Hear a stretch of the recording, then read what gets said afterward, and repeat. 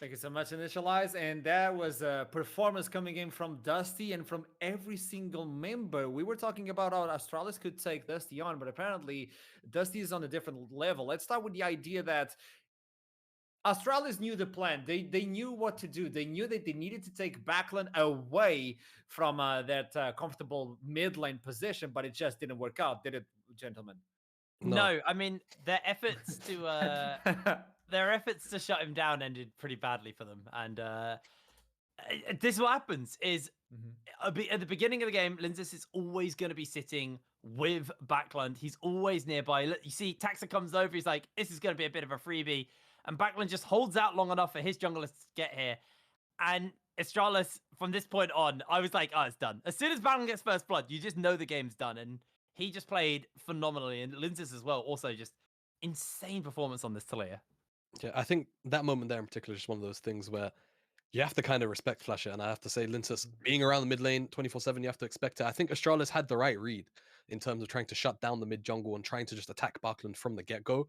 Unfortunately, they probably weren't anticipating the very fast response, and just off that alone, it felt like that kill snowballed mid lane ridiculously hard, and it unlocked something in Barkland in particular because oh my god, this man maybe pulled off the most mechanically impressive Yasuo game in competitive that I think I've seen in a while. Even in this moment right here, finding the solo kill to take down Senkox, but the ultimate that he pulled off, finding a knockup actually interrupts the potential for Senkox to use the stolen away last breath to try and lock down Lintus. It was Astralis looking for a proactive play again, but Senkox still managed to shut that one. Not rather Senkox. It was Backline. obviously Barkland that shut that one down instead. And it was every single teamfight and skirmish that involved Barkland. He was just outplaying Astralis. He had them doing loops around themselves pretty much time and time again. The But even reality when is, tell me, Hippo. Oh. Yeah. No, I was gonna say it's even when they do focus Backland, they just then Voxley would tidy up the fight. It was just too far gone for them.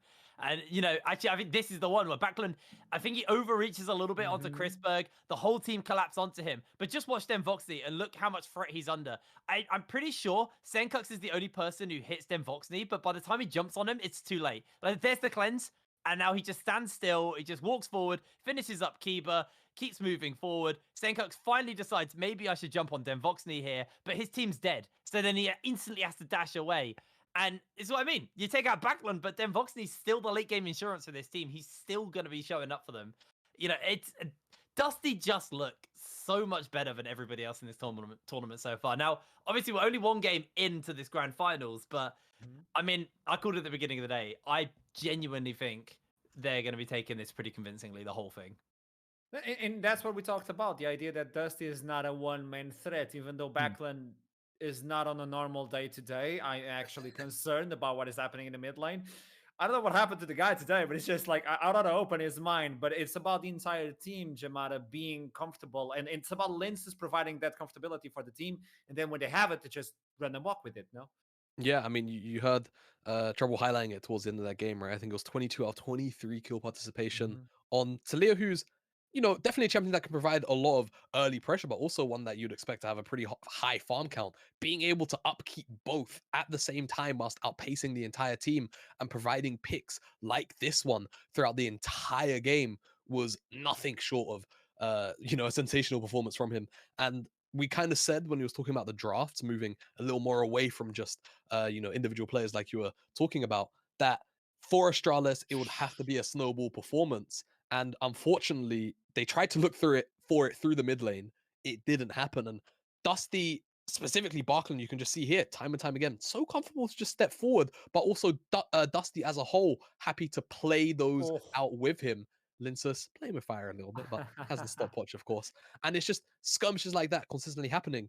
If you're Astralis with this kind of team fight composition where you're Mhm. trying to find the early skirmishes, you're trying to be the first one to find a kill in the fight, get Aatrox's resets, and try and actually roll over these team fights, but you can't because you're being mechanically outplayed. Where do you go from there inside of that particular game? The answer is you don't go anywhere. You just lose because you're getting hands checked, which is not even necessarily where we expect Dusty to find their strengths per se every single game, but it was certainly the case this time around. Hip, you brought something up while we were watching on the green room. The idea that Dusty is a team that as soon as they get any sort of advantage, they instantly start starving the enemy. And it's not all about that 5v5. There's always someone on the sideline making that pressure. Talk Yeah. to me a little bit about that, and also to the viewers if possible. I mean, so what you see is once you move out of laning phase and you kind of get into that mid game, if Dusty are ahead, they will just clump as a 4 and they will rotate that 4 around the map. And typically it's Curb in a side lane who will just be pulling attention away from the unit of 4 because someone has to go answer him. In this case, we actually saw Backlund fulfill that role on the Yasuo as well a little bit. But they basically would just pull around the map, and all Astralis were doing was just following Dusty wherever Dusty went. And then when Dusty felt comfortable, they'd just start a fight and wipe them. And it was just so smart. I mean, actually, if you look at this right now, they're in that unit of 4, right at the top, Backlands in the top lane, and they're just waiting for their opportunity to decide when they're going to start the fight. And actually, it was Taxa that kicked this one off, but it just backfired horrifically for them. That's when we get the quadra kill coming in for Lenses to justify a little bit of the work he did in the early game. And then we start to question the champion select coming in from Astralis. I don't know if it's more about the champion select or the backline being on the day that it is concerning for League of Legends community, but it's also about, you see the Aatrox on Carlos and something that we're not used to see, even though we got the Kais on the bot lane for Chrisberg. And that's where I want to land now, on the bot lane, because I thought bot lane for Astralis could be a good way for them. Even though the stats don't quite show it, Jamada, it could be a way for Astralis to come up. Even though Chrisberg is from Astralis, not Astralis Riddle. and Riddle, But you guys know. Don't worry, guys. You know the deal. Yeah, no, Chris Berg, Riddle, they're both from the mid lane actually. Well, funny graphic. But yeah, look, Chris Berg, for as long as he's been in the league, right, it feels like he has been one of those very hyped up players, who is someone that whichever team he's on, whether it was Nordvin back in the day, or this version of Astralis now, could lean on to carry those late game team fights. And I feel like, yeah, if there's an avenue for them to look through, it can be through bot. You know, it's kind of like the old SpongeBob meme, you know, the old reliable. He is kind of that guy, but also I feel like still a lot of the Astralas that we've come to know specifically in this tournament as well, a lot of those strengths have come from, you know, Taxa Senkox and even Carlson as of late. So I think it's going to be a question of who do they feel today is the one that they need to put their eggs into the basket of. If you're going off of a game one performance, you know, Carlson looked a little bit switched off in comparison to what we've seen, whereas Chris Berg, you know, it looked like he was just kind of struggling to get out the damage that he needed to, whether that's just, you know, because of the champion or the context of the game. It's kind of up to your own discretion. I feel like it's a bit difficult to play the game when your front line's getting one shot immediately by like Talia Yasuo combos. So I really do feel, yeah, if Carlson isn't pulling the way that he was recently, and Taxa and Senkox are still on, you know, on performance, then yeah, maybe shifting down towards the bottom side to try and shut down then Voxnay to give yourself a different avenue of attack is definitely a very Yeah. valid path to choose to try and go down. And I think it was, you know, almost there for Chris Berg in this game. I just think the game was too far gone. But the moments of greatness we saw from Astralis typically came from Chris Berg kind of tidying up after a fight. The problem is the game was just too far gone. So he'd slide in, maybe take 1 or 2 kills, and then turn around, his whole team is already gone. And then the remainers of Dusty just run down and beat him down. So you know, I think it was overall, it felt like a little bit more of a quiet bot lane game. I had expectations it would be a little bit more kind of bot lane focused, at least into the later stages. But I think it just, mid jungles got too fed in that game, and it just got like AD carries kind of just was a tower taking role in that game. But yeah, I think I'm interested to see what the next game looks like, and if we're going to see, you know, a little bit more focus on that bot lane. I think Chris Berg definitely was the shining hope for me on Astralis there. Okay, so this is where we jump back because Astralis picked the blue side. We're about to go into pick and ban, but I would like to highlight specific because you talked about lenses and backline in the mid lane, which is such a big storyline for Dusty. But let's go into Astralis right now to understand what they can change, because that was something not even in the middle of the summer split. I think it was almost at the beginning of the summer split. It was Trouble that was telling me on the green room, like, look at this. This is how Astralis plays. They bring the Toxer, they get the Senkox fed. Senkox bleeds out into the bot lane. That's the mojo for Astralis. And ever since she brought that up, I was watching like, yeah, this is pretty much the same movie like 15 times in a row, like Fast and Furious. But they need to fix something right now. What Astralis need to fix right now? Because Toxer was not even on a game compared with Lenses. Yeah, I mean, part of that I think definitely to do jungle matchups technically kind of don't exist champion to champion, right? Okay. there are some like matchups you would rather avoid if you're talking about things like 2v2 and 3v3, but like 1v1, you can kind of circumvent it a lot of the time. But I feel like this was one of those kind of games where Lintus understood his role of just be where Taxa is, and you're probably gonna out skirmish him. And that's Yeah. kind of what happened, right? So I feel like, at least to me, maybe change to Maokai. But also, I think to something a little more skirmish appropriate, or something that can actually set up for your laners in a slightly different way as to what Maokai would typically provide. Because I felt like they didn't have the damage in the early game to make that level 3 gank work. But also, I think shifting Carlson off of an Aatrox that we don't normally see him on is probably the other big key. I think the rest of the draft was more or less fine, but it was more about actually getting things done in the early game, and they just couldn't because Lintus was where Maokai was. And I think a lot of that has to do with pacing and tempo of how fast can Maokai clear, how fast can Atelier clear, and eventually it just came to a point where Lintus would outfarm and outpace the Maokai, and always, on occasion, actually just beat Taxa to where he wanted to be. Yeah, and I think that kind of goes back to the fact that, like you were saying, Archer, the way that Astralis play, actually, they play jungle mid as well, but Dusty do that just better. And then also have extra options in Curb, in the side lane, in Demvoxney. It's, you know, it's not the same movie and over again with Dusty, because they have different options they can go down. They typically will, at least in the earlier starts, in the kind of early to mid game, lean more heavily on their mid jungle duo as kind of like the enabler to get them going. But, you know, Astralis, when their record is being played, but like, you know, way better by Dusty, then it is going to be hard for them to match on that front. And then again, like Jamada said, they picked a Maokai in that. You know, if you're going to have a 2v2 jungle mid fight off, like, you're probably not going to want the Maokai on your team. You're probably going to want to be the Yasuo Talia. And you'll always see Dusty draft towards their jungle mid. Like, not draft towards it, but their jungle and their mid will always be able to sync up with each other, so that they will have a solid like jungle mid 2v2. And I expect to see that again in this game, as Graves is going to be the first ban here from Astralis. I don't know if we're going to see Astralis let Graves go to Linces at all today. I very much doubt that. Yeah, no, you might even see the final ban end up being the Talia if they really don't want to deal with what they just had to go through in game number 1. They're going to remove away the Silas actually this time around. So we'll see if Dusty are going to be forced to remove away the Yuumi, of course, on red side. Just ban the cat. Don't want to see it. Simple as that. Viego will be taken out of Tax's hands, however. So a lot of, you know, jungle / top focus if you're looking at Sejuani still being a flex pick in this meta. I think Astralis now ball's kind of in their court, right? I think the first pick is going to be very important. Are they going to look towards taking away the Varus, give Chris Berg some in-lane agency? Because I feel like that was definitely a big thing in the earlier stages. Chris Berg couldn't have the level of impact he probably wanted until he got a couple of items under his belt in the Kai'Sa side of that matchup. We'll see what their ban is. They're going to ban Yuumi on the blue side. They don't actually feel comfortable leaving it to Dusty to remove away. Now Dusty kind of just get another 3 ban for the sake of Astralis having to ban it away on blue side. Me, that screams. Tell me, yeah. I was just gonna say, to me, that screams that they're not comfortable picking it up at all. So banning that one away just means that, you know, they obviously just don't want to be picking the Yuumi up. So, and now they've kind of revealed that to Dusty.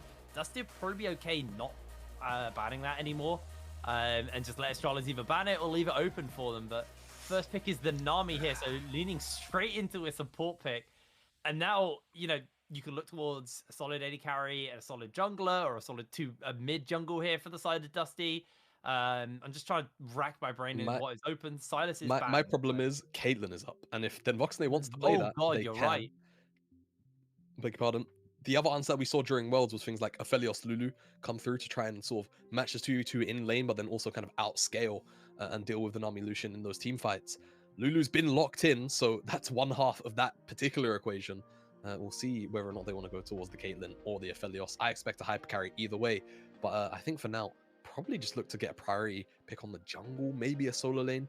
They just want to go towards the AD because they know that Lucian is coming. So why show your cards? Wait for Astralis to lock in more things and then answer that appropriately.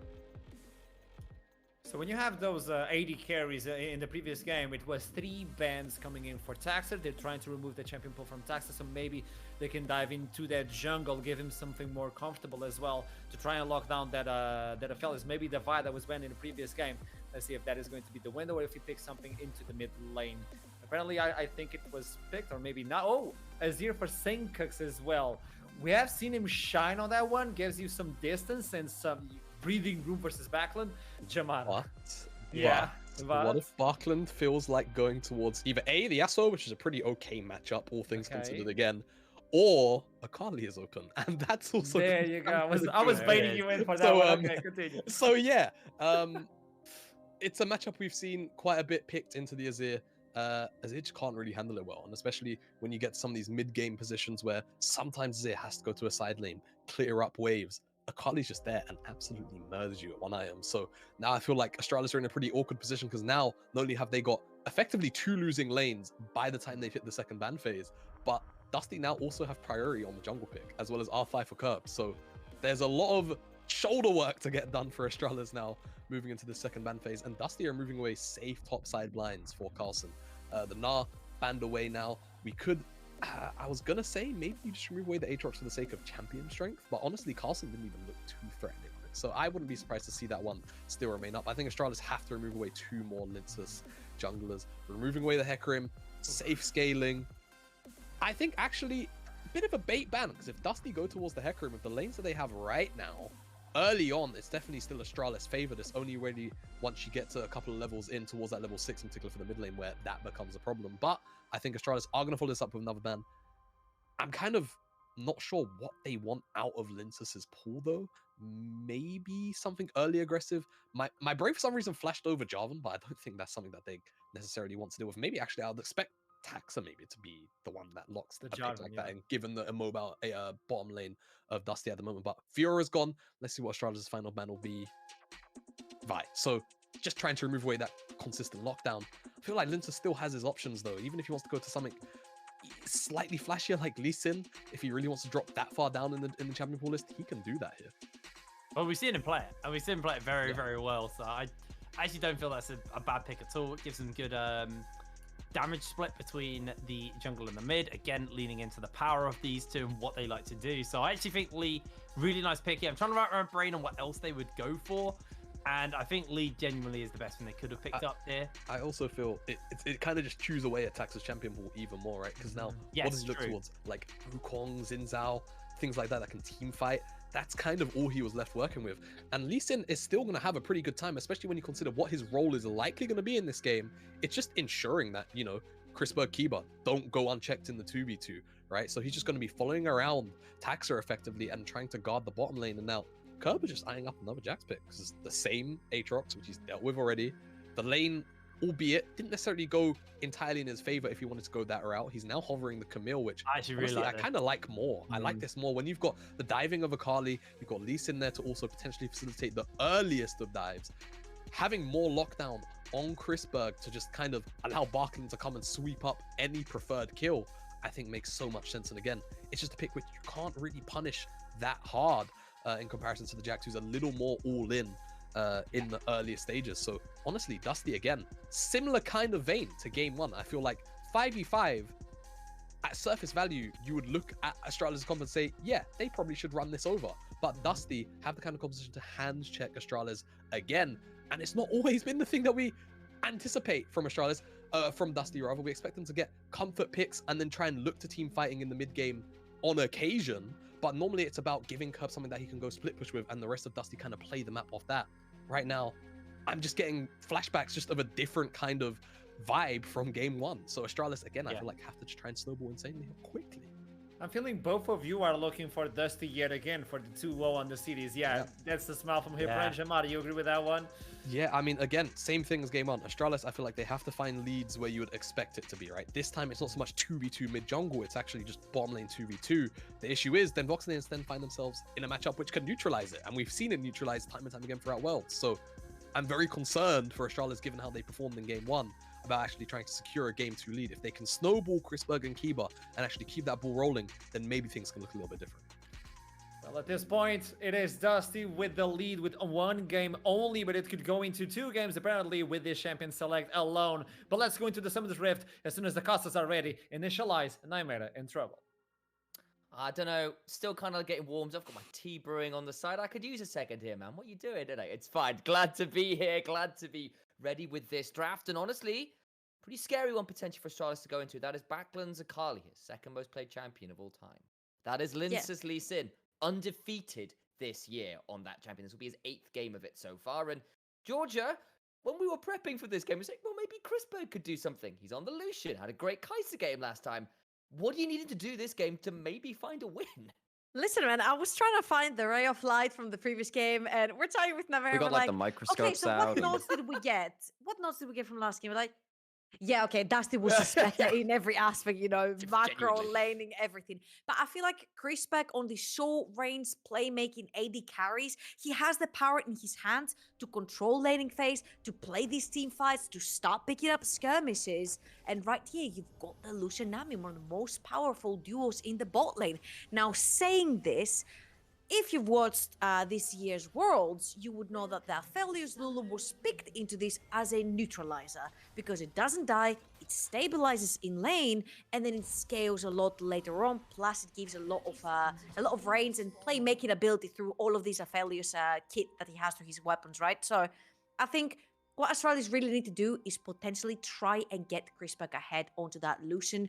Screw Sankax, particularly in this game. He's playing the Azir. He's going to scale it into the late game. You've got Wukong. You've got the skirmishing ability in the early game. Take it down bot. I really like that because game 1 it was, wow, Senkooks versus Backlund. Awesome mid lane matchup. Game 2, critical mission failure. We're going to Chrisberg. Game 1 was really difficult. And yeah, coming out of that game, if you're in the Astralis camp, yeah, it's a difficult one to come away from because at the end of the day, Dusty just kind of outplayed you. Early game, team fights, it was very difficult. However, if you do get this Lucian ahead now, if you can get Chrisberg, the real shining star out of the Astralis constellation from game 1, that Lucian ult at 1.5 items, no one on Dusty wants to tank that. For me, that's something they can play around. Listen here, Namera. There can only be one Chrisberg fangirl in here, okay? all right. Look, I'm going to keep the two of you away from each other. Stay apart. I'm going to keep the boys on track here. As clearly a little bit of passion coming out here, and we're hoping for something a little bit more out of the side of Astralis, because Chrisberg did actually have a very good Kai's game, as we were saying. It's, again, not the easiest game to play the Lucian, but there's a lot of squishy people, and if you get far and ahead, you can blow someone up. And the other person I'd like to highlight, as we were kind of noting in that pick and ban, was actually Senkooks did get a hold of the Azir, a champion that's been very potent over the last few patches, and something he's historically made a huge name for himself on, and something you noted, Georgia, that was banned completely away from him in the semi-finals. He just wasn't allowed the champion. Yeah, and I think the champion pool between Backlund and Roscoe in that series is extremely similar, like the Sylases, the Akalis, the Yasuos, the Yones, a lot of melee-heavy assassin playmaking champions that Azir tends to not only neutralize, but become a nuisance towards when the teamfights later on start coming through. Yes, that Akali has playmaking potential and does have kill pressure after she hits level 6 in the mid lane, but that Azir can play the team fights and create problems for that Aphelios when he moves forward, for that Camille. And also, it would be huge to see Senkax do these team fights. When Kerberos joins with a Camille ult, you push him out of his ult, you break it open, you can start playmaking through that.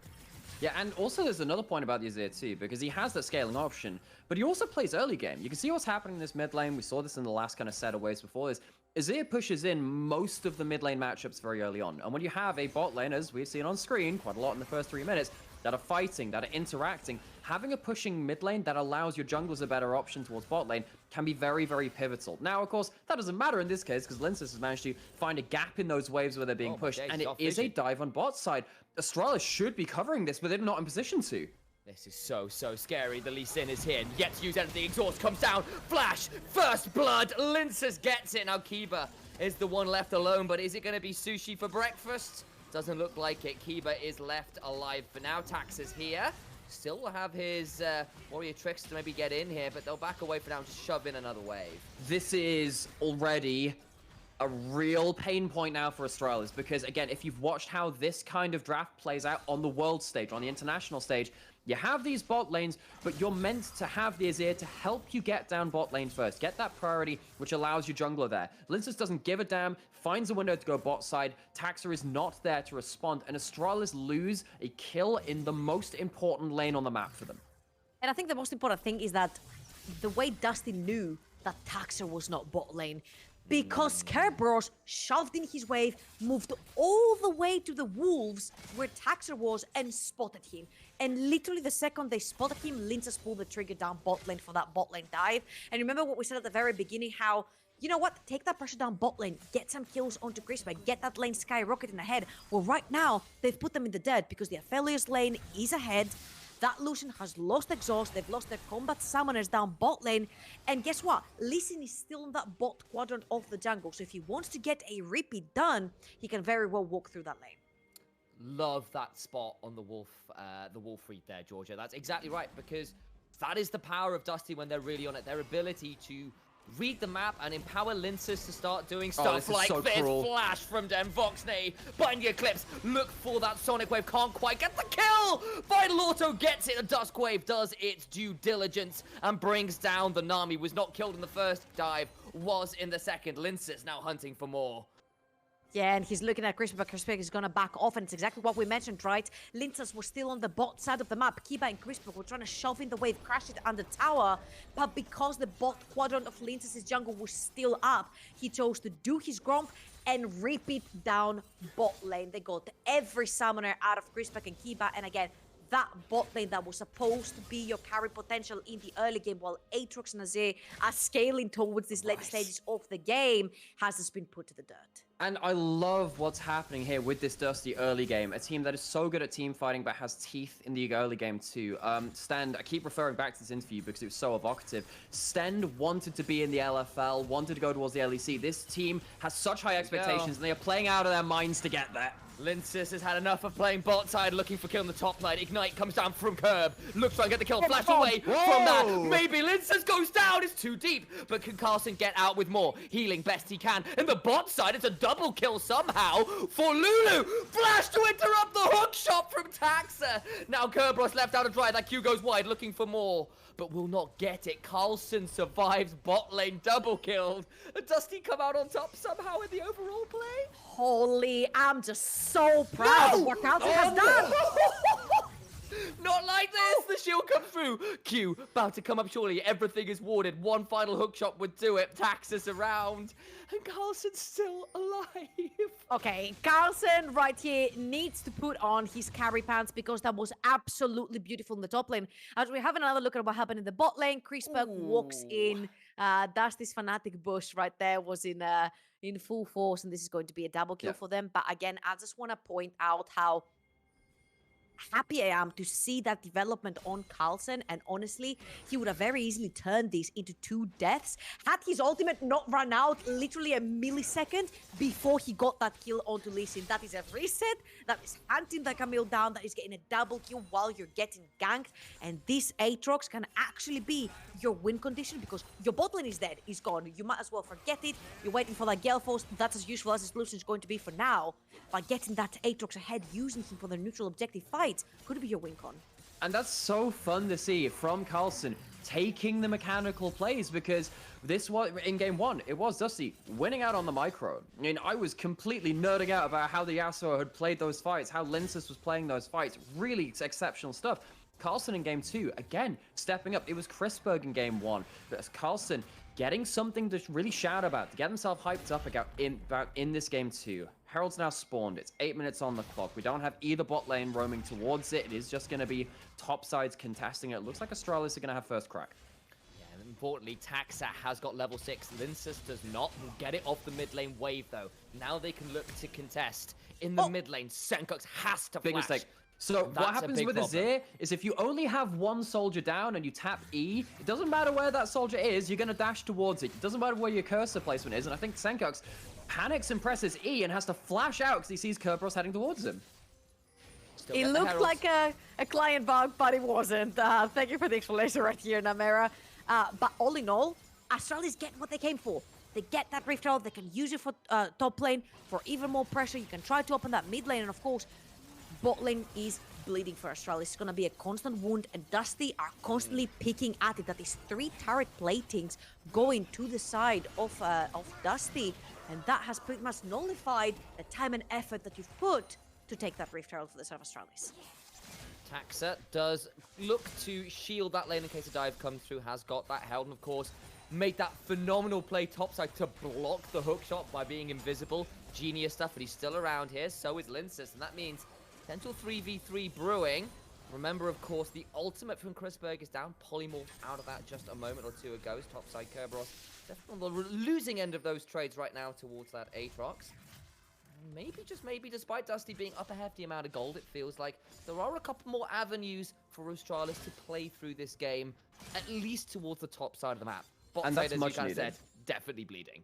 That is much needed, because imagine loading into game 2 after game 1 saying, all right, okay, Chrisberg, you had a great first game. Really got to see you step up in this game. We're going to play around you. And he gets hammered. How has that got to feel? Because, it's Hiprain on the desk and saying one of the real big things about Dusty is they can play through any lane. Astralis need to showcase that they can also do that this game. We know that they have carries across the board. All of these laners do so much for them. And it is now Carlson, which has the burden of trying to be the carry on this Aatrox. We've seen it at Worlds. We've seen it across the globe. This champion can do it, but Dusty are not going to make it easy. You know what? That brought me back flashbacks from the spring split when we were talking to Chris Beck. He was like, you know what? I'm really used to getting dived at this point. Like, literally every single time Alice was playing, you'd see 4 or 5 members like diving Chris Beck down the bot lane. So I think this man is used to being absolutely hammered in the bot lane and Just coming type back. in just all chat, just rent free. It's like, I'm used to these losers. Ugh. Says the mid laner who just made Diamond. You've been through the elo struggle on that front. 4th plate. Goes down bot side. Congrats, by the way, George. I've not said that one yet. So the climb just about in time. You met the deadline. Proud of you for that. As we've got mid lane play coming through. Linsis looking to find something more. Has not kind of found anything really over the last few minutes compared to the action-packed early few ganks. Maybe top side, though, is where Astralis is going to look to go in, as Taxa is here with the Herald and Infantry. Kerberos needs to be a bit afraid about walking, just trying to be an XP range right now. I think this is really important here, because what you're trying to do here is just deny Kerberos the ability to get involved in anything. He's starting to lose this 1v1. Maybe it's a mistake ending this laning phase in topside this early with the Herald. You have an elongated lane there. But if you can use this to say, all right, Carlson, reach one item, he can impact the game, that can be so incredibly important. He's not going to be here bot side, though, to defend this dive. Carlson just got TP up now in time to maybe come through. Wild Growth keeps Linsis alive. Keeper It's just Carlson! about around. It's going to be a 2-for-1 right now. Carlson looking for more. Lands the Infernal Chains, forced to flash out of Denvoxne. Stend will now need to flash one out as Senkux came flying in. Still the 2-for-1 in favor of Dusty, as Backlund will ward off Taxa. Very good stuff right there. The instant TP down bot lane to try and defend his bot lane as Chris Beck ends up going down yet again. But Carlson is right in time to not only fend off the dive, but to actually shove in the lane. And I will 100% agree with Namera right here.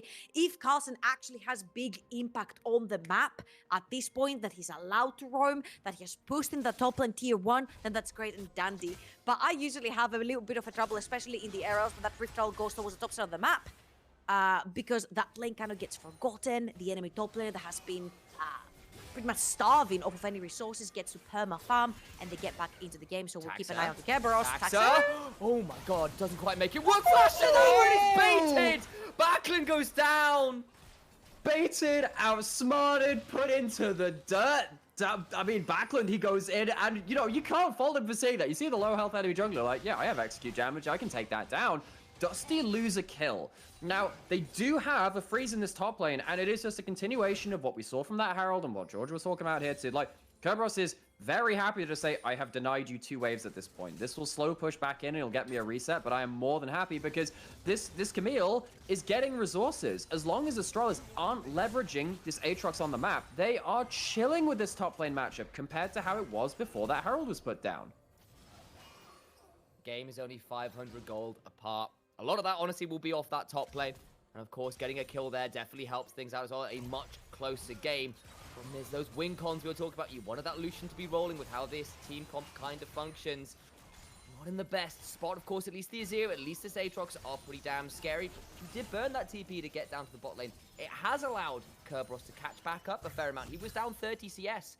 Not really the case anymore because of how many waves he got to pick up in that top side. And now Dragon's alive. Again, neither team has decided to go for it as yet. And does mean if we are going to get to what, it'll be a very late soul. So what we're seeing now is something that we saw in semi-finals from Dusty against Riddle, and then also what we saw in Game 1 as well here, and we've seen it throughout the entirety of the Aurora Open. Okay, you have survived the early game enough to compete. You're actually even. This is better than most teams have done against Dusty. Now you have to out-team fight them. Now you do have a composition which can do that. That's something that Jamada was saying on the desk. And also what Astralis have is a lot of vision to start giving themselves angles to play around. The Herald that's just spawning, the Dragon that's just spawning. They have themselves a good platform, but we need to see a team, if they're going to beat Dusty, finally beat them in the 5v5s where no one else can prevail. Yeah, and my only issue right here is that everybody has the mythic item except that Akali. I think Backland going down in the mid lane skirmish that they had really set him behind, because should have already had that rocket belt, being able to engage fights, being able to be an absolute nuisance in the side lane, even if he has to play against the Aatrox. But all in all, again, the fact that you put down the Herald, that you have to navigate a map versus Dusty, who are absolutely insane. Yeah, against Dusty, who are absolutely insane at macro, means that you lost your bot lane tier 1 for absolutely free, and Kerberos has more than caught up. Dusty are starting this Dragon as well, so you've got a Herald. What are you going to do with it? Because the typical play is you drop it down mid lane, Dusty has to reply to it, you lose the Dragon, but right here, Astralis are in no way, shape or form to actually enter their bot quadrant of the jungle to get to the Dragon, because they're bot lane tier 1 health. Alright, Dragon falls in trade for that Herald, you said. Now to see whether Astralis can find something more out of it. Getting a hold of this mid lane in particular would be really nice for making sure they can track Lincess, who has been a bit of a menace this game. Was a bit of a menace last game as well, as we saw. That Talir was damn disgusting, and that's exactly what they're going to do. Herald summon nice and early. Lincess instead will try and ward it off, as I believe Denvoxner will be just coming onto the top of the screen right now to try and shield this one off. Lincess hops on in and gets a hold of that eye, so the tower doesn't quite fall. Yeah, and that's actually important. That is very important, because normally when you're playing between these two bot lanes, it's the Lucian that gets to push in that mid lane. Taking a chunk out of it means that you can never leave that mid lane now. Yeah, and I think it feels bad in general when you take in the second Rift Herald. That second Rift Herald should open a tower, should take down a structure on the map. And the fact that now this is problematic, right? Because you can stick that Aphelios in the mid lane the entire time, and he will keep perma shoving in that wave. You'll have your Lulu around, which means you're undivable. Lee Sin will be within reach as well. Plus, you have two champions with teleport. You can even threaten to kill like Denvoxner tried right there with the Moonlight Vigil. So I think the fact that they didn't necessarily try to pressure it with a wave, try to catch Dusty off guard, is a big no-no right there, because again, the time investment and the resources you put to take that Rift Herald should reward you with something, and so far it's been zero. So keep your eyes on this bot side river, as you can see Taxa just wandering up there to see whether a fight would kick off. Lincess will take that opportunity to steal away those Raptors, and has been a couple little attempts there, right? We saw in the mid lane, just checking in with the ultimate, checking to see whether there was an angle towards the top lane, because there isn't any objectives really on the map right now. No Herald, no Dragon for a few minutes, and does mean we have got a moment or two before something really kicks off, and Astralis would love to get hold of that mid lane turret. Maybe that's what they're angling for right now, as they bring multiple members mid. Yeah, and this is kind of like the second payoff of the Herald, right? Because you do get a chunk out of it, and even though your Lucian is behind, you still got some control of that mid lane, especially after that Aphelios ult misses. So Dusty, not going to be able to retain that. However, they're more than happy playing out through these side lanes. I think the consolation which Dusty is saying is that, okay, we lose the mid lane tower, sure, but we have our side lanes picking up farm in these 3 lanes. Astralis are only playing 1 or 2 lanes right now, so we're gaining more in our passive income in terms of picking up CS. Kerberos is back in the game. He's actually got himself to like a reasonable CS amount now, as opposed to the crushing CS deficit they were in before this point. And Backland has kill threat in the side lanes too. I mean, Dusty are very happy about how they're playing the larger map right now, and I think this has been testament to how good Dusty's mid game has been compared to the rest of the NLC, particularly in this tournament. Well, we are well and truly into said mid-game at this point. Couple minutes until something like a Baron spawns. It is 2 minutes, however, until Dragon number 2, what looks to be a Mountain Dragon. Of course, I'm saying that with a little bit of nerves, because last game, the spectator bug for us was that the Hex Dragon was in fact a Mountain Dragon. So I'm saying it's a Mountain Dragon, hoping that's actually what it is, and it's not a Hex Dragon. I'm being horribly baited. It's actually a chameleon dragon, Sam. It's a new kind of... Yeah, no, don't pay attention to that. It's a chameleon. It will be whatever color it wants. Oh, I maybe took the wrong moment to talk about dragons. This is a fight going on both sides. Taxes goes in for the second half of that Cyclone. Will now have to back away. Senkux will not land the ultimate as Denvoxner begins to auto his way through the Emperor of Shurima, who's locked into the back end as Backland brings down Taxa. The mid-jungle of Astralis is down for the count. Dusty just fight better. Sten's now in trouble. Flashes on out of the Infernal Chains. Carlson trying to do his best to ward off any more Dusty aggression. Lincess cleaning up these Krogs. Over the wall with the safeguard goes Linsis. And that will be the end of it. But my god, Dusty, get the turret, get 2 kills, and get on out. Yeah, pretty good at skirmishing, right? It seems Right? like every single time just for a bit. Dusty, one member is the bait. You're like, what are they doing? They're overextending, they're walking into fog of war, they're face checking or whatever. The entire of Dusty is there to back them up. And when it comes to that split pushing, you have to think, yes, okay, you have an Azir from the set of Astralis, he can outpush the Akali. You have the Aatrox into the Camille, perfect. You get the matchup, all good. But the thing is right here, an Akali is more than happy to be late in a fight because her job is to flank. Senkax needs to be there onto the Azir. He can't be TPing in as we're watching this fight again. I think Taxer overextends right here because Backland is on a flank. They know that Akali is on a flank and Taxer reaches way too far deep. They don't see then Voxen on the side. He flashes through the Azir ult and suddenly you've got 2 isolated fights, one towards the top where they actually exterminate Senkax, and then Taxer has used his entire kit to try and zone away 2 members of Dusty who got out pretty healthily. And then by the time Carlson was there, the dance was over and he went back to sit on his chair. But all in all, again, Dusty, so good at skirmishing and getting back into the same play, whilst Astralis little bit sloppy with splitting up too much. Yeah, and I think, you know, both of these teams have a lot of mobility. Look at these top sides, actually very mobile top sides. And I think Astralis, when they're looking for the big engages, they're using too much of that mobility to go forward. Dusty play it more decisively, and they just use it on the counter engage. They're using it like this. Astralis use a lot to try and find the engage. Dusty save it for the cleanup. That's how they've been winning the last couple of fights. All the while, though, because of that reset and the summoners burned, Astralis did get control of that bot side river, did get in, steal away that Ocean Drake, and got out free despite Dusty looking to see whether there was a flank angle. What it has meant, though, is that top side river is very perfect weapons dark as well. indeed. Baron has been started. Kerberos on a Backland. flank, so is Backland and Astralis have to face check. They have to find a way in. Taxa is the one to do it. On this Wukong, looking to find something. Backland yet to move. Oh, Kerberos and Backland, they're on the flank, they're both on the Looking flank. for it. Taxa goes in. There's Cyclone 1. Then Vox, they're down pretty low, trying to heal up. Oh, He's it's found a the first mess. already. He's down. Senko keeps away, but Backland gets in. It's 2 down already. And Dusty find 3. Carlson must clean up. He's been polymorphed, trying to find those dark in blades, but there's just so much damage. Backland flashing away. Carlson, this monster, this world ender, is about to be broken. It's looking like a God of War game because Ragnarok is coming to the side of Dusty right now. There ain't no Kratos, but this will do just fine! He wins himself the bullet hell challenge, got to thread the needle on the timing, cancels out the Akali, and Carlson, the person, the player, the person with all the burden on Astralis to try and find a carry angle for his team, does walk away with a consolation prize. Baron is alive. Carlson walks away with a couple of kills, and it is not all disastrous for Astralis somehow.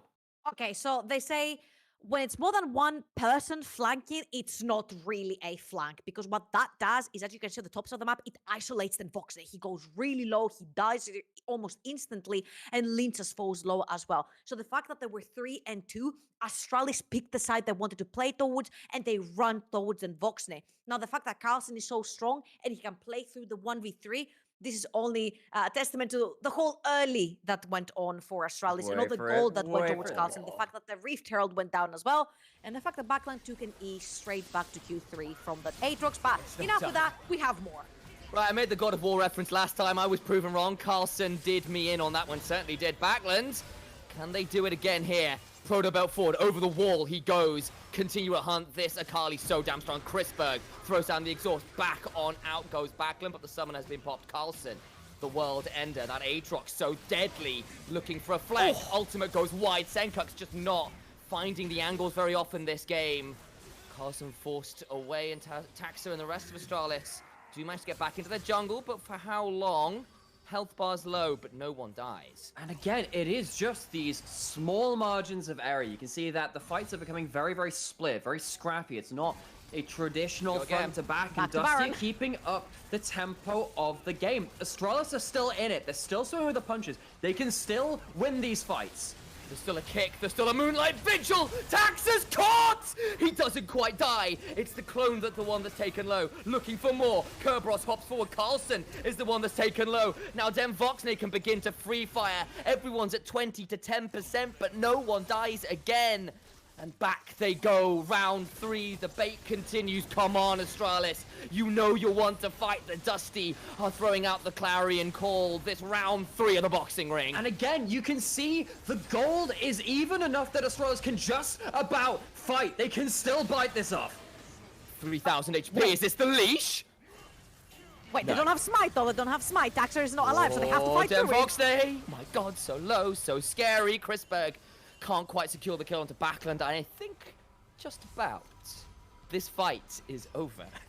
Holy. Okay, so the fact that Linces does not find the perfect angle onto at least the squishy members in the backline saves Astralis right there, because they lose Taxa, but the two important members that have teleport to go back to base, refill their HP bars and TP back into the play are Senkax and Carlsen, and they do just that to try and stop Dusty from taking down that pink purple worm.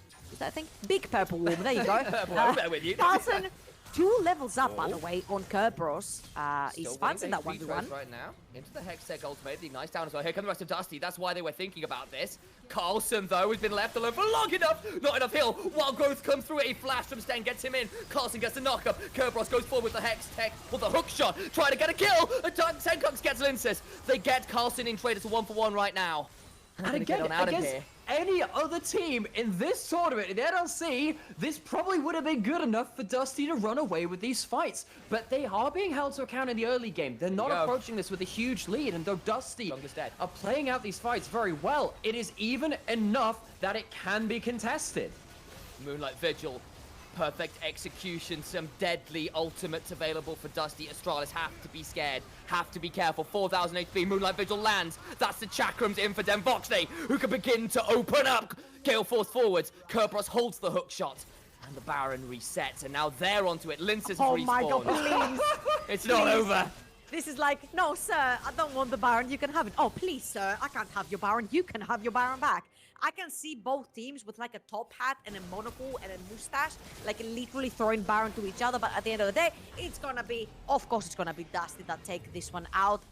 Astralis, yes, they're trying to do the Baron, but they're all extremely squishy, which means that when the Lucian doesn't have a lot of mana, because he needs to preserve some, if the fight breaks out, he needs to also burst down the Baron. It just does not end up working for Astralis, and Dusty walking with the healthier HP bars and mana bars and take it out. So Astralis, really good try right there. 4,000 gold deficit is on the map right here for Astralis, and Dusty are looking pretty good. That top lane that we're talking about, yes, a lot of CS deficit, but Kerberos has found himself back into the game. He took that bot lane tower. He's taking that top lane tower. He's been an absolute teamfight / side lane nuisance.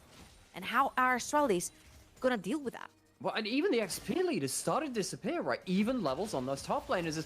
As much as in that Baron dance, the Baron... Wait, he was 2 Clash levels of behind Arms, a second ago. You know, Baron XP. even then, Astralis had themselves a fighting opportunity, but Dusty are so damn clean in the fights, in the macro, of playing out these tense games, even when they've rarely had them in this tournament.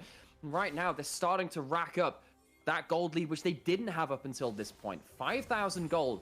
If they were just about being contested slightly in the lead by Astralis, now they can really start to flex those muscles. Kerberos is one of those players that can really start doing that. But across the board, they're starting to get some big item breakpoints. 3 items on the AD carry, importantly. Kerberos in a 1v2. I'm not sure how much he wants from, but no flash. He went for the ignite option, and he's dead to rights. The shutdown goes the way of Taxa. All the while, mid lane turret falls, but an important pickup there as Kerberos goes a little too deep.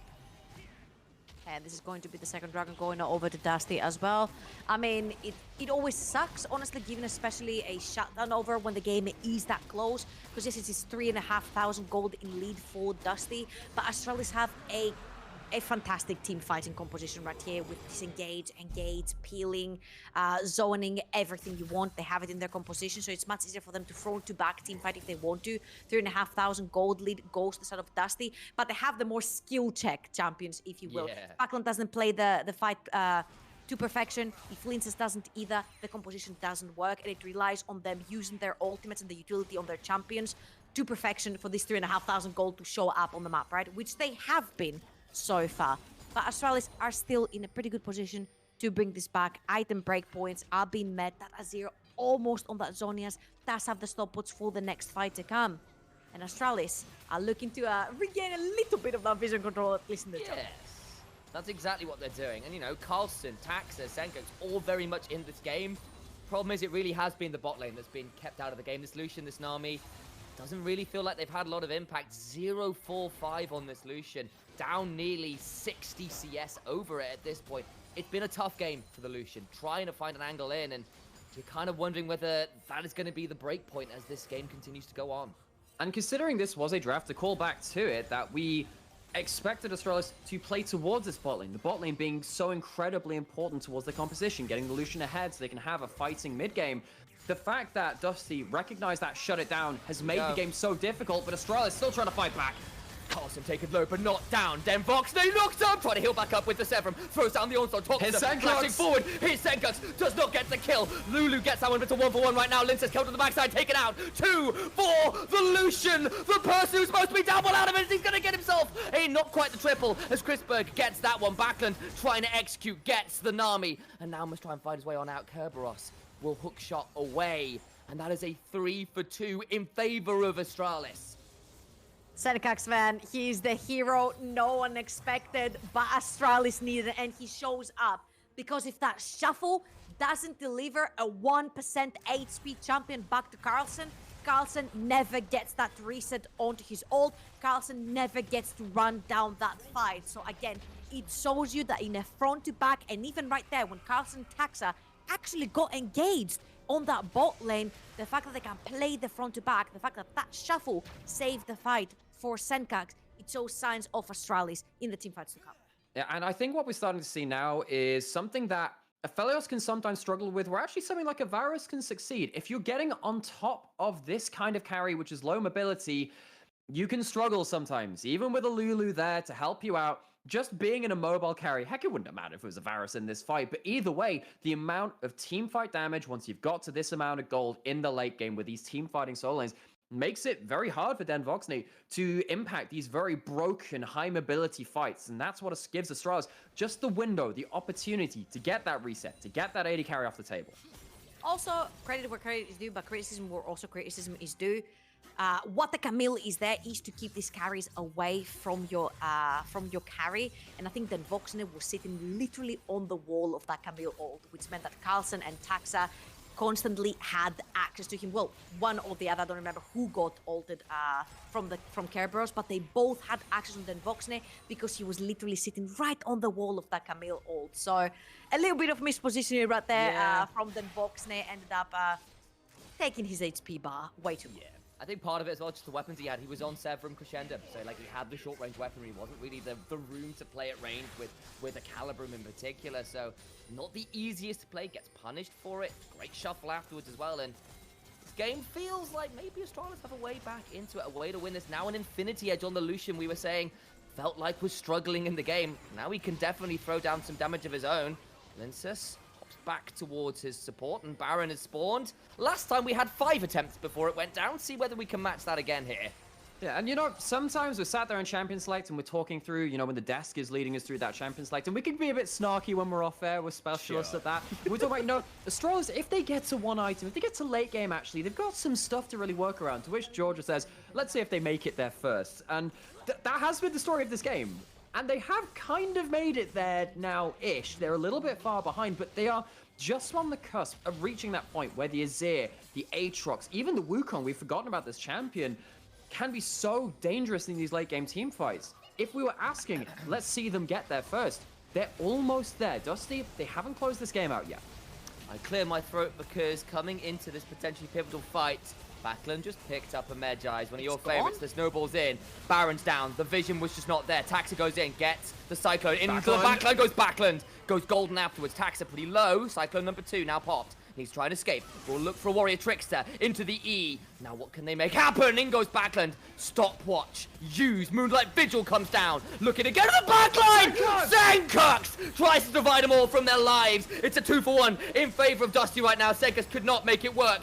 The Hextech Ultimator comes down. Kerberos has a stopwatch to boot. Carlson cannot heal his way through until just now, but it's already too little, too late. Crispbug towards that blast cone is rooted and burned to a crisp with a dusk wave put down into a rabbit and roasted over the fire. Carlson falls 5-for-2. And this is why we talk about Dusty's team fighting. This time, who's the strongest member in the team from Astralis? Carlson. Who kept him away from joining this fight? Kerberos. Because if Carlson had been there, the fight would have looked so much different. Last time, it was Senkux. Who made sure he wasn't there? Buckland. Dusty are so good at capitalizing and keeping the threats out of the fights and then neutralizing the rest of it. It's off to this team because their coordination during times where everything relies on that 0.5 second between you calling something and pressing your button and them doing it that flawlessly. And it is a joy to see a team that is willing to take these kind of plays. Look It at hasn't worked Kerberos! out for them every time. Just look at it.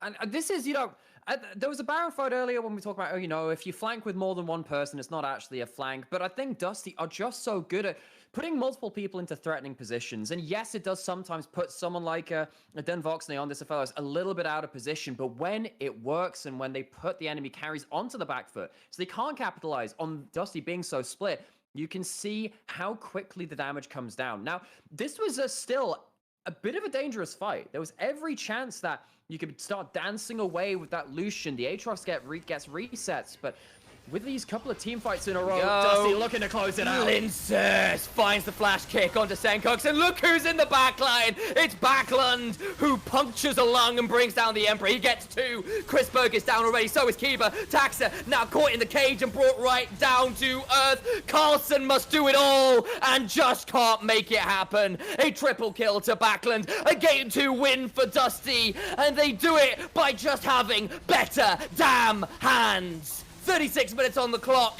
and they are 2-0 in the series. You know what? This reminds me a lot of how T1 went into the World Championship, right? And they were like, screw compositions. We don't care about playing your front to back. We don't care about your proper textbook drafts and compositions. We're just going to outhand you. And I think this is what Dusty is doing right here. They're picking their skill check champs, Camille, Lee Sin, Akali, and they're just doing so damn well. And I feel like the way Dusty split a team fight, it is absolutely incredible to watch. Crispberg was fed in game number 1. They made sure to block him out of every other team fight and then neutralize the rest. This time it was Carlson. They did the same with him. The fact that they can consistently pull the same thing off to win their team fights is absolutely fantastic. And I want to say something. I know it's going to sound bad, but it needs to be more than one man carry every time from Astralis coming in, because this feels a little bit desperate. Crispberg in game 1, Carlson in game 2. I think the collective effort needs to go a little bit higher. But, dangerous throwing around those T1 analogies, because reminder that they fell down to an underdog in the finals. I don't know, It was a man. 3-2 Lince's series, list and looks pretty clean compared to Owner. It's, well, I mean, either way, he's going to have to find a bit more of that cleanliness to close out this series because, this is the team. Dusty were the underdogs in the NLC. They found themselves a title after being an Icelandic org which had climbed up into the NLC and finally found their results. They could be looking at a back-to-back silverware win in the NLC. Astralis, they're trying to get their first title in League of Legends ever. They need to reverse sweep now to do it. A little bit of fire there from George. You know that's getting clipped, by the way, guys. But the truth stands. Dusty outplay their way to a phenomenal game 2 victory. Astralis going to be a little bit frustrated, I'm sure, with the fact that they couldn't quite make it work towards the late game there. But that will be enough from us for now. We'll head over to the desk so they can break that one down a little further. I agree with Treble. Yeah. Yeah.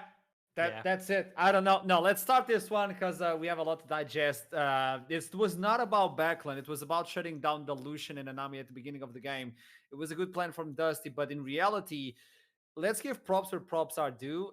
I think Astralis played a little bit better and didn't fall short versus Dusty, at least in the first 10 minutes of the game. Yeah, but Dusty just good. I I can't really That's bring the much more reply! analysis. I can't bring much more analysis to these guys. Like they're just very clean in team fights. Like it doesn't matter what happens early or mid game. Once you get to the point where you start just team fighting, Dusty just know what to do. And I think, actually there were moments where I think Astralis held back Dusty in some of these fights and they were a little bit tighter than expected. I think Carlson looked better on the Aatrox in this game than he did in the first game. I think that's a fair assessment as well. But Backlund's just built different. I don't know. These guys just super clean. And Curb, this was a really good pick for him.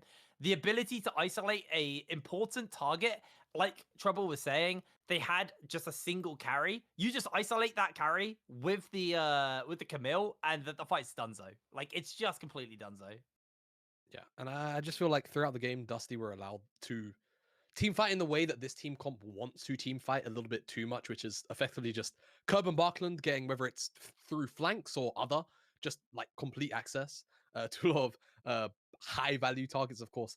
I think, again, Astralis kind of half drafted themselves into this position where giving Dusty creative freedom has never really been the thing you want to do, right? And I feel like if you're kind of setting up for them to have picks like Akali and Camille together so that they can look at plays like what we saw at the start of that fight, you're always going to run into a hard time. I feel like Astralis kind of need to find more than that one carry, like we were speaking about through Trouble. And honestly, I think if they can't, they're just going to continue to struggle because right now it's Dusty firing on all cylinders. Everybody is pulling their weight. It didn't look as clean as perhaps maybe the first 10 minutes or the previous game, when we got to the real meat and potatoes of the team fights in this game. But still, they're just hand checking and they're playing the game at a micro level significantly better than Astralis can really hope to keep up with at the moment. So at this moment, it's not even about the pick and the ban. It's about what you can do and pull inside of the game. So there's only so much a coach, for instance, can do for Astralis at this moment. So they have to pull themselves inside of the rift. And if they do pull themselves, aside from the thing we're talking about, the 2-man threat or 3-man even, what else can they do? Because on this game, I think when they gathered, especially around the Baron, that took 6 minutes to be brought down, more than 5 fights, by the way, guys. That was an amazing Baron. Might as well put 2 Barons on the rift so we can share. But if that's the idea, what can they do aside from having multiple threats? Well, having multiple threats, unfortunately, is one of those really important things for them. So, it's not about other than that. It's they need to have multiple threats. They need to have more than one avenue to play through because that's how Dusty play. So, if you shut one down, you've still got multiple other problems. I would like to say, it comes down to maybe if they just pick some comfort in the picks and bans and they maybe rely on something they feel a little bit more comfortable on because, they're not going to beat Dusty at their game. Maybe if they can play towards their own style and something they've got, maybe that's enough. But then again, Dusty are just ridiculously mechanically clean. So I think for Astralis, it's very much, there was definitely an improvement from game 1 to game 2. It felt like, they at least held Dusty at arm's length for a little bit longer. And even in some of these fights, they were able to kind of exchange punches back. I think Carlson, the Aatrox, may actually turn out to be a pretty decent pick for him. At least was able to kind of handle Curb somewhat. Even heard Linsus actually when we saw them go up and get taken out actually. And, Jamada even said, maybe if he wasn't, so scared, he might have been able to get both of them in that fight. Not the exact words he used, but I don't know. Maybe I feel like it's, draft for more than one carry. And also maybe look at a little bit of comfort and see if that might actually be what you need. Because your back's against the wall. You're going to be panicked now. Maybe just play something you feel more comfortable on, even if it's not necessarily like the meta. It might just have that edge that could pull you out. I mean, we saw Backlund on Yasuo, so, comfort is important. I agree. Jamada, I think we all agree on this point. That's why we're going to toss it to a break before we come back and debate a little bit more on what they can do once they go into pick and ban, which could be the last game of Astralis and Aurora Open, and also getting Dusty as the winner of Aurora Open. I'll see you soon. Don't go anywhere.